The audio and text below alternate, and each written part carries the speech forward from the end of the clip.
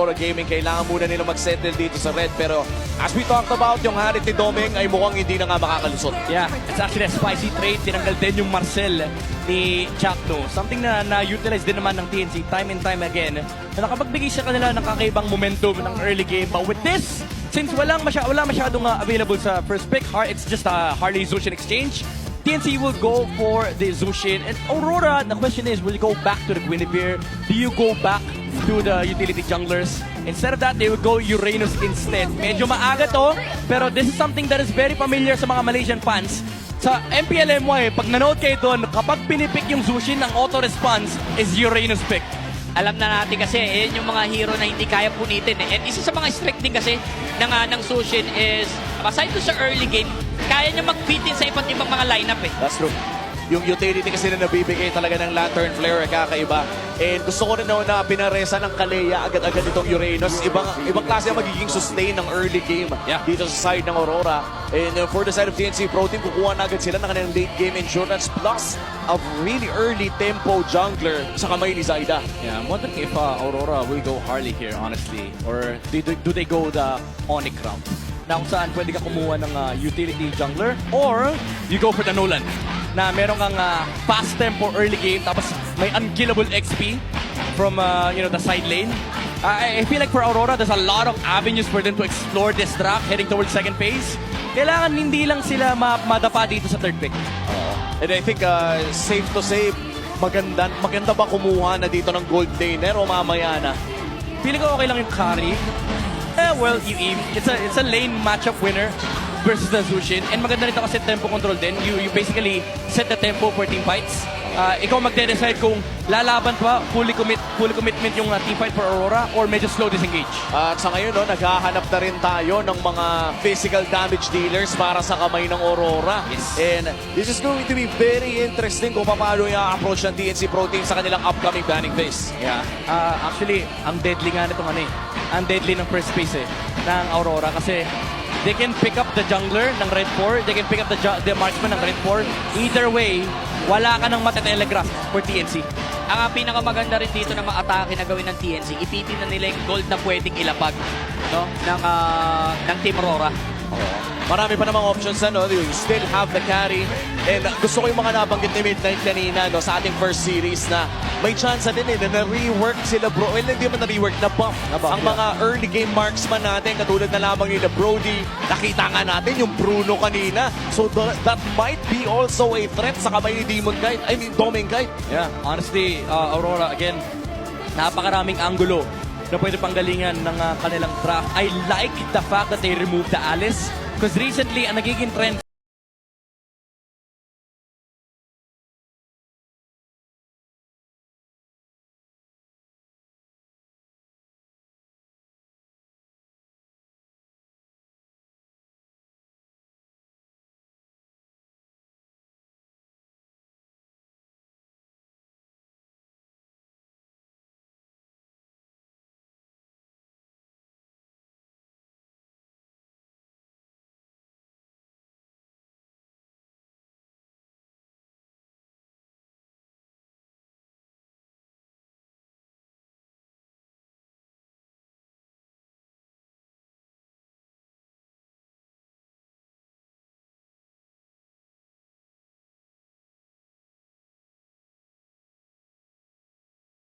Sa Zushin eh. Especially with the Purify. Sa ngayon, isa pa lang yung form of crowd control ng side ng Aurora Gaming. At kadalasan, hindi maganda yun. If you're up against a Claude, you want at least two forms of stuns.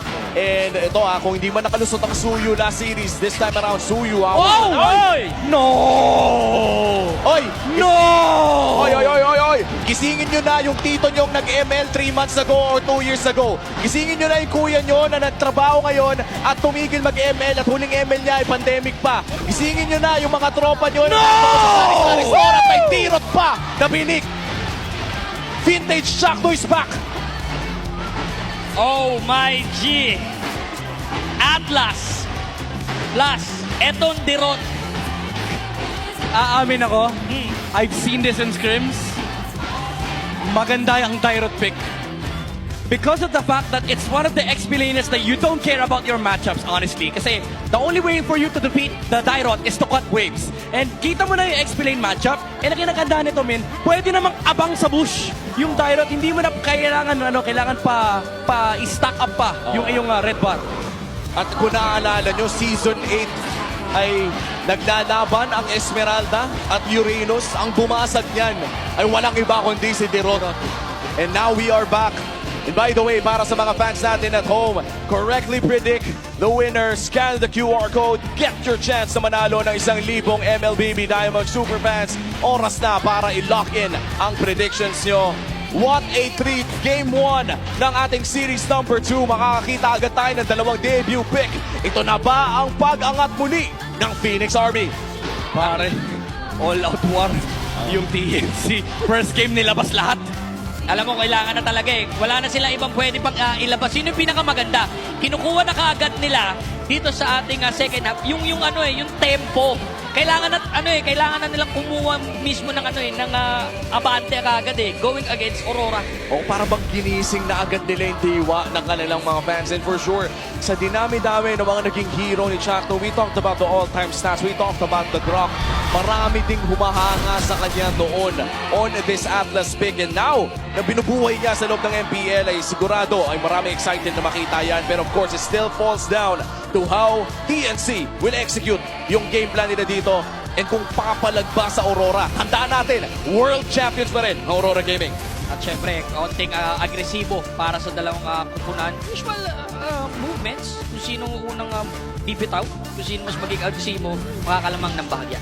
Yeah. Alam mo, dito sa game na to, makikita natin talaga kung gaano kaganda yung mga angulo nila, yung mga light angles. Kasi 24/7, hahanapin siya ng Atlas. Flicker na force out kagad mula kay Yue. Oh, and makikita natin na even if napakaganda ng sustain ni Light dito mula sa Kalea, ay hindi pa rin ito sapat when you're up against a Dirot early game. Ang sakit pa rin talaga nung yung dash na may konting sapak. Oo, yung kanyang natural lifesteal, napakasakte. Oy! Oy, inuumpisa ka agad. Very aggressive move. Paangatin, pero na-burn naman yung jump. Coming from a Light, going for the counterplay. Yung washing, nararamdaman mo kagad yung damage. Oo. And so far, wala pa naman tayo nakikitang first blood. Just a lot of battle spells na nagagamit dito. For the upcoming turtle fight natin ay walang flicker si Yue at Light. Napaka-importante niyan if you're TNC Pro Team na bilangan na nila. And you talked about cutting of waves early on. Maaga ding kakatan ni Trimar dito si Edward. Eh nakita mo yun, no? Yung paulan ni Trimmer doon. Sakit. Ang sakit kagad eh, no? Kumalahati agad ang buhay dito. Ngayon, nagmamaterialize. Yung sinasabi kanina dito ni Nightmid. Tsaka do take note, sa harap ng dalawang hero sa MLBB, sa harap ni Balmond at sa harap ni Dyrot, walang makunat. Well, dagdag na natin si Martis. Long time forgotten hero eh. Pero yung Abyssin Strike ang kailangan ingatan dito ng Aurora. Oh, pero eto kailangan din ingatan. Nilabas na dito si Barbel, going for Phantom Speed. RWM, pero sa labas na kahon, pinakitaan dito si Light. Ay, makukuha dito ni Chakno. Going for the exchange. May dodge coming in, pero jump in. From that vertical jump, ikaw ang napahamak. At para bang hindi rin nabawasan masyado ang side ng TNC bukod na lamang kay Zaida. Itutuloy pa nila ang pagong na ito, but Edward already giving vision para sa side ng Aurora Gaming. Ang tanong na lamang ay pagpapatuloy ba ito ni Trimar o babalik muna sila sa wave? A good reset actually, dahil alam naman nila, going to square one, itong dalawang kupunan dito. Ngayon, umaabante ulit ang TNC. Hinahawakan nila yung Turtle Pit area. And look at Trimar right now, sobrang relax niya, mang-zone. Dahil kumpiyansa na siya eh. Oh, and there you go. Turtle secured para sa TNC Pro Team. Hindi pa kinailangan ni Zaida gamitin ng kanyang retribution at may chance na tayo makita na mag-invade ng TNC. This is a level 4 Chakno, going in for that jump in. And ngayon, ito na yung sinasabi natin yung old Chakno na agresibo na pumupunta talaga sa jungle to give vision. Ang ganda. Grabe yung patience ng TNC, men. Kinuha lang nila yung green, sabay labas. Kasi alam nila, mas malaki value ng threat na may ulti si Chakno ngayon. Minsan kasi, mas nakakatakot kapag hawak lang kaysa ginagamit. At kung nakukuha pa rin naman nila yung gusto nila nang hindi kailangan gumamit ng ultimate, Yes. bakit hindi? If it's free, it's free. Eto na nga, tinatalon ka agad dito. Grabe. And makailang ulit ko nakita si Trimar with those pokes. Parang lagi ka nasa, kalahati ng katawan mo nasa hukay. Oo. Alam mo, yung ginagawa ni Chakno, ito yung mga ibabalik ko kayo sa panahon ng execution. Ito yung mga mababaliw ka. Kasi kaya nababaliw yung mga kalaban nila kapag si Chakno yung katapat, may konting sistema nun eh. Yung alam na nila kapag sesitan ka, kunwari yung Cho nag-double first kill, mag-flicker out ka talaga eh. Dito magaling si Chakno, men. Yung binibait out yung flicker mo, especially up against a team that is very systematic as Aurora. Kapag nakita nila ready lumaban dito yung TNC, they might be able to force out flickers without punishes. Tsaka yung perfect match kasi ang hirap din mag-commit eh. Pag nakita mo yung pusit na lumalangoy na, usually hindi mo naman kinukul na, tara i-burst natin yung pusit. Kailan mo narinig yun? Kailan yung narinig na may nagsabi na i-burst yung pusit? Ngayon lang. Wala. Ngayon lang. Never may mangyayari yun. And for TNC Pro Team, this is working out for them as you said Midnight.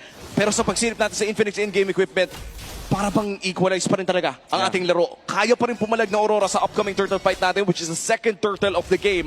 Pero hindi na rin nakakaalis si Demon kaysa sarili niyang jungle. Oo, men, ini-invadean siya ng pusit. May sariling mini-game si Demon Cat at si Chakno. Oy! Oy, tingnan natin dito Perfect match. Going in, pinahinto.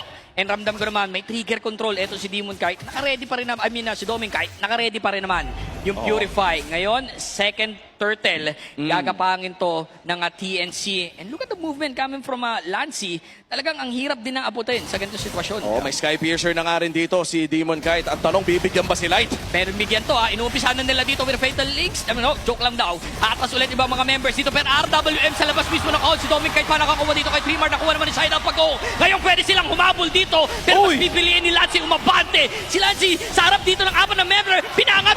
Nagpato na tiguntugan sila dito. Lancy is down. 3 man down. Pwede pa humabulin na ito si Chakno. Pero Demon Kite backing away right now. Nakuha man ng TNC ang pagong. Aurora pa rin na nakakuha ng kalamangan. Grabe yung outplay ni Lightman. Hinintay niya, nagpa-bait siya.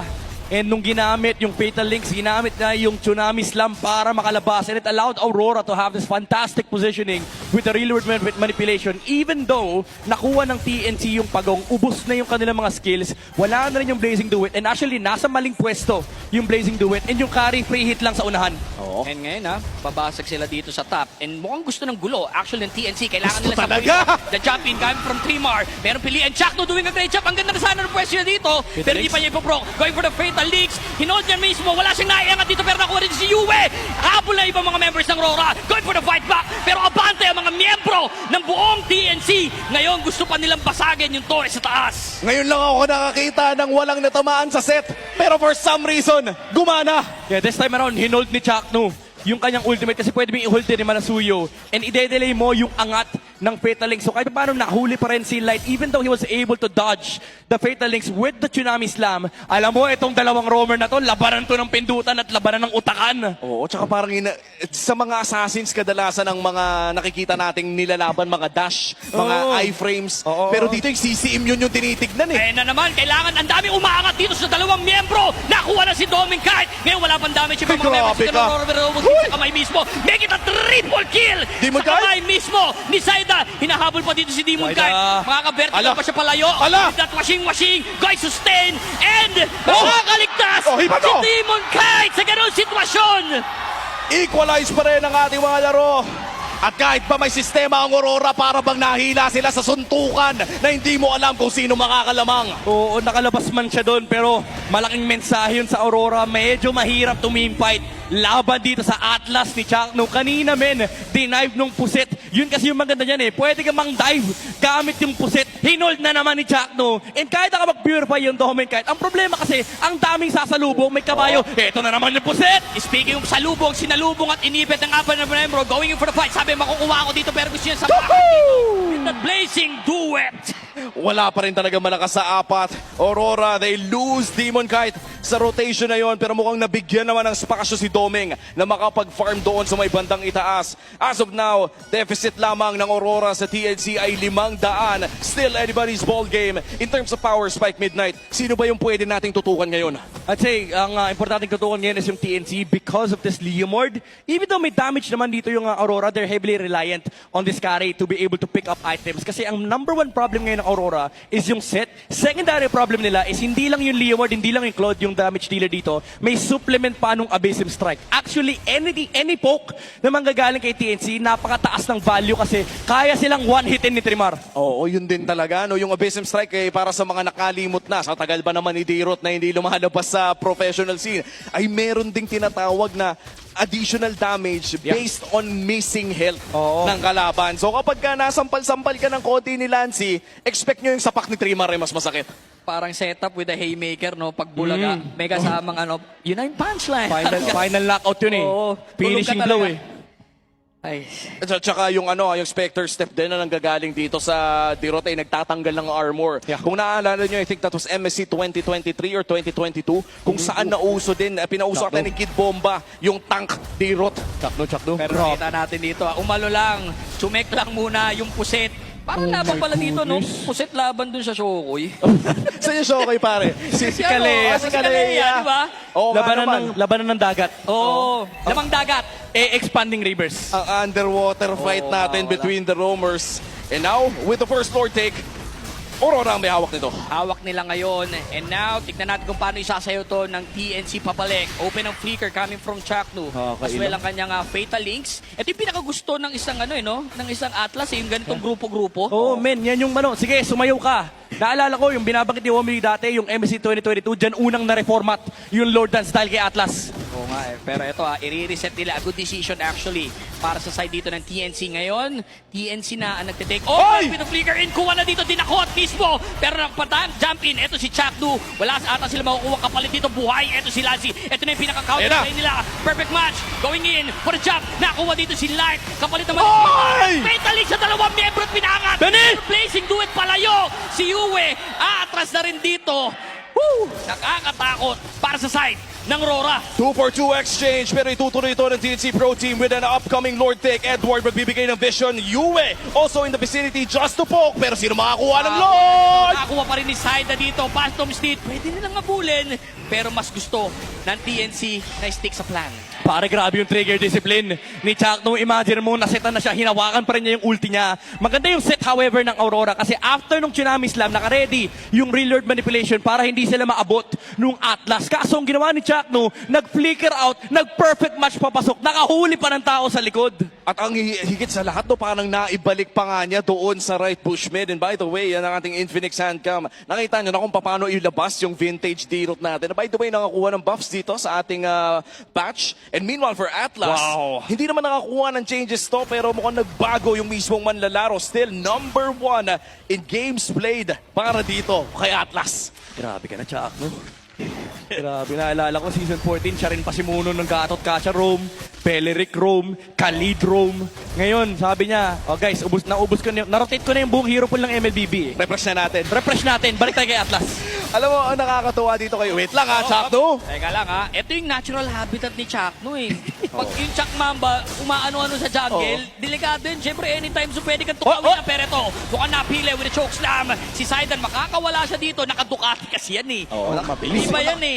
Ikaw, paano mo mahuhuli ang nakamotor? Yeah. Medyo mahirap talaga yun for Aurora Gaming. No? Ilang beses na nating nakita na medyo naghihirapan sila sa mga laban kung saan alam natin na may perfect match angle. And wala pang tulad ito rin na. Nakita na naman natin, umaanggulo na naman dito si Grabe. Chakno. Pero babasag sila. Pantakot lang din talaga yung perfect match eh, no? Pare, parang ganito yung pinakita nung TL, like 2 weeks ago, yung kapag libre na. Oo. Wala nang lalaban. Alam mo kung Chakno 5 years ago yun, sinitan niya yun eh.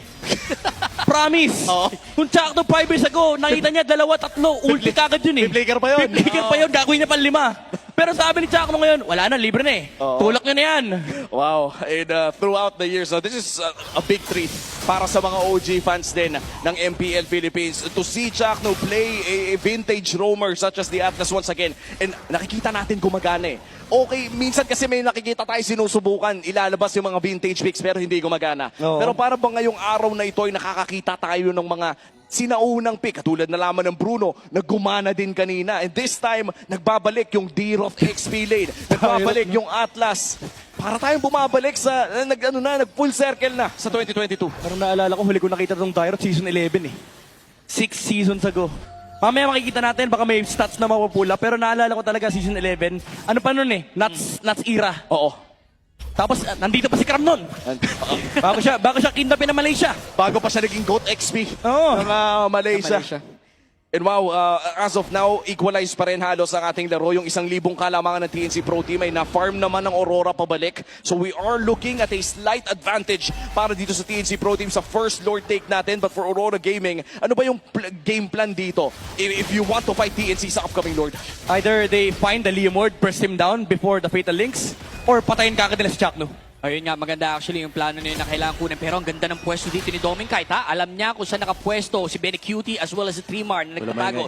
They're trying to check. Wala silang idea kung nasan dito si Doming Kite. Maaari niyang hulihin kung si Benny hiluhin dito. Ngayon, pa-front din ito si Chakno. Another Fatal Links nang inaabangan natin na explosive. Pero tinaman pinakalat ni Uwe. Hindi man lang siya nakapag-RWM sa ganun sitwasyon. Pero Trimar taking down Edward. Inaabot mismo na ipit si Doming Kite sa likod mismo. Doming Kite is down!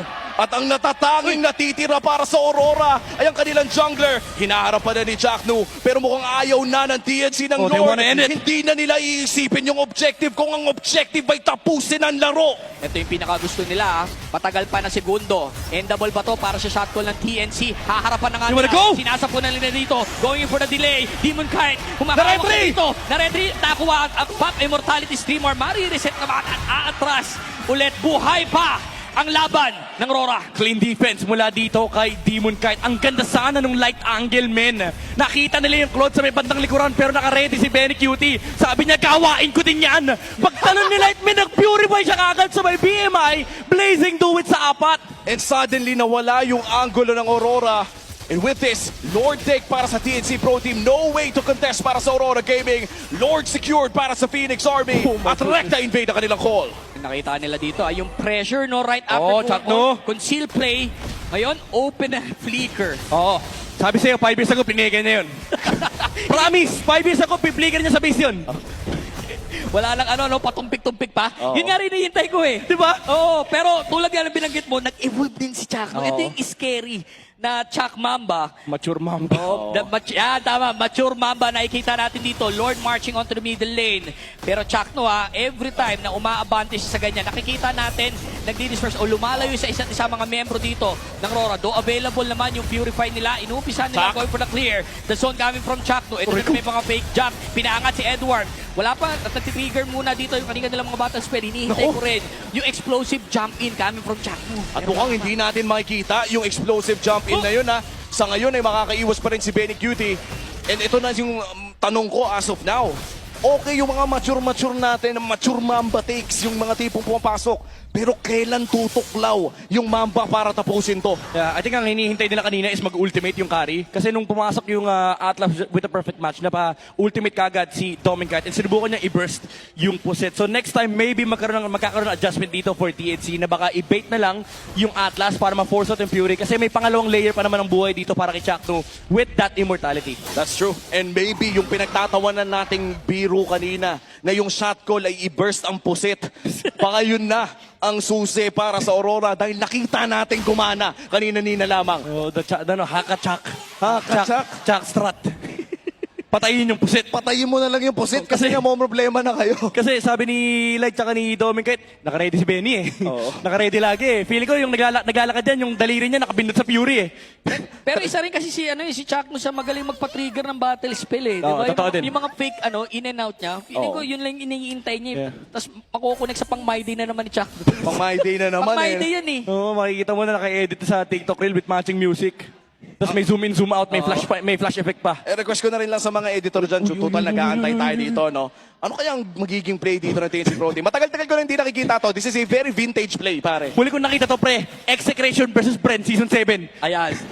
Season 7, 12 minutes and 32 seconds. Oo, hindi naman.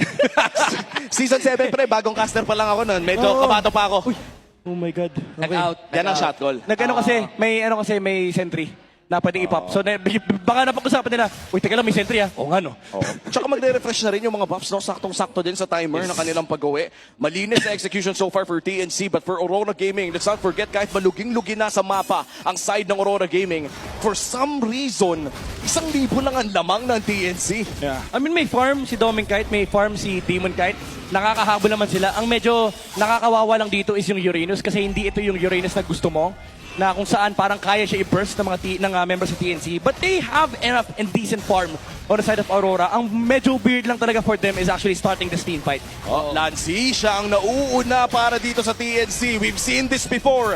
Ang tanong, anong follow-up? Ina-absorb lang niya Roy! dito yung damage. Napap na Purify dito ni Edward. Sakto! Sila dito nakuha with the RWM. Nasa nag-setup coming from the side. 3 more dining that Lord. Pero ni RWM na rin dito. Nakulong mismo ibang mga members ng Team TNC. Parang bumabalikwas. Nakuha ni Demon Kite. Eto si Sidra. Ngayon sila pa ang lamang. Rora fronting with a triple kill sa kamay ni Demon Kite. At napakaaga din lumabas ng Lord. Hindi ata ito magagamit ng TNC Pro Team. In fact, naghahanap ang Aurora Gaming ng chance na tapusin ito sa baba. Paunahan? Hindi, kailangan umuwi. Kailangan umuwi ng magkabilang koponan. Pero susubok yung carry at pati na rin yung Eve. They will have the real manipulation. Pwede nila i-lockdown si Trimar. Pwede ata to ha, going in for the GG push. Nararamdaman ni Trimar. Sabi niya, hold ko lang to. Sa susunod na 10 segundo, kailangan mabuhay na dito ni Benny QD. And now, mag-go pa rin. And tingin ko tutuluyan nila yung Torre dito. Re-reset at disiplina lang ulit for the side of Aurora. Well, Ang ganda ng reload manipulation ni Yue. Men, ipit na ipit ng ibang members ng TNC. Even though maganda rin yung ginawa ni Chakno, tinakot niya yung Suyo. Men, makikita niyo yung perfect match. Na tinamaan lang siya nung knock-up ng Lord, pero nag-flicker siya pabalik para maabot na ibang members dito ng Aurora. Unfortunately, hindi nila madikitan yung carry kasi yung mga damage dealers nasa labas and si Trimar nakafocus dito sa Lord. So hindi nila nakuha yung mga pick-off na dapat nila makuha laban dito sa Aurora. And yung Aurora pa nakakuha ng Lord turn laban sa TNC. yeah, and na-reward sila ng isang inhibitor turret doon sa baba. At ngayon na magkakaroon na naman tayo ng isang reset, we've come to the point na hindi na masyado nagmamatter ang ating gold lead. Halos lahat ng ating mga miyembro sa larong ito ay kumpleto na ang ating items and hihintayin na lang naman natin. In fact, masisilip natin yan sa ating Infinix in-game equipment. Mga roamers na lamang natin yung naghahanap na kanilang 6th. Yeah, at this point may mga buy and sell na yung mga core heroes for both sides. And honestly, dito mo makikita yung weakness ng isang Atlas laban sa mga junglers ngayon. Even though maganda yung pinapakita ng performance ni Chakto ngayon, it's just a hero limitation honestly. Hindi mo pwedeng basta-basta ibitaw yung Fatal Links mo laban kay Suyo kasi meron siyang mobility spell na magiging invulnerable siya and technically madadodge niya yung Fatal Links mula dito kay Chakto. Kaya nakikita nyo medyo patient si Chakto sa paggamit ng perfect match. Hinihintay niya muna yung Blade Surge lumabas mula kay Demon Kite bago niya ibitaw yung kanyang ultimate. Oo. And yung patience na yun, no, parang built through time. Katulad nga nung sinabi ng dalawa kanina na kung 5 years ago, ay siguro flinikera na ito ni Chakno. But right now for TNC, one of the more patient roamers sa loob ng larong ito. Aurora Gaming trying to re-enter this Lord. Are they gonna blitz? Bibilis ang bato ng TNC o isasayaw nila kontra Aurora? I'd like to believe na lamang ang TNC kung isasayaw nila to. Actually, yun yung pinakamaganda eh. Pero isa sa mga gumana para kay Edward kanina, eh yung, alam mo yung tumalon talaga siya to soak up a lot of damage. And dito nga papasok yung hero limitation. Nakapwesto si Chakno sa baba. Walang idea iba mga members. Oh, the blitz. Aurora, kung saan manggagaling eto si Chakno. Ngayon si Lancy going in from the bait and front. Tamang lampara. Chakno. Sa likod ata siya manggagaling dito. Fatal Links. E naabangan natin dito. Sa likod mismo na stop na Frozen. Oh Pero my mula to 3 miyembro. Nakuha ni Demon Kite. Yung Lord. Pero gusto Kasubos nila go na. for the hero. Sa inyo Lord. Amin ang hero. Pop the immortality. Makukuha pa rin dito. Oh. There we have it. Demon Kite is down. 3 miyembro Edward. ng Rora ay nawala kapalit na isa. Pero si Edward trying to survive on this situation. And 2 versus 4. Uy, may 4 pang miyembro ang side ng TNC Pro Team. Ang Lord ang lalabas sa side ng Aurora Gaming. Ang tanong ay pwede ba nilang i-bypass ang Lord na ito sa upcoming waves? They have the cloud. They have time to clean out the waves. It's just a question of can they actually hit the base. Ang ganda nung ginawa ni Chakno dito. Pinamahalas na naman yung kanyang kamandag laban sa Aurora. Sabi niya, pakopya naman ang strategy nyo. Hindi kami maglo-Lord. Pupuntahan ko yung likod nyo. At dinelay pa nga nila yung Lord doon sa baba. They want to end this game! Pero ito na nga, nilabas na rin yung Phantom Seed. End ba? Endable ba? Ang pinaka-call nila dito, kalahati ang buhay ni Edward. Sa likod No! dito, trying to hold. Eto si Wei, umangat at No way! pagpapatay na. Going for the GG push. Sakto naman ang game 1. Goes for the side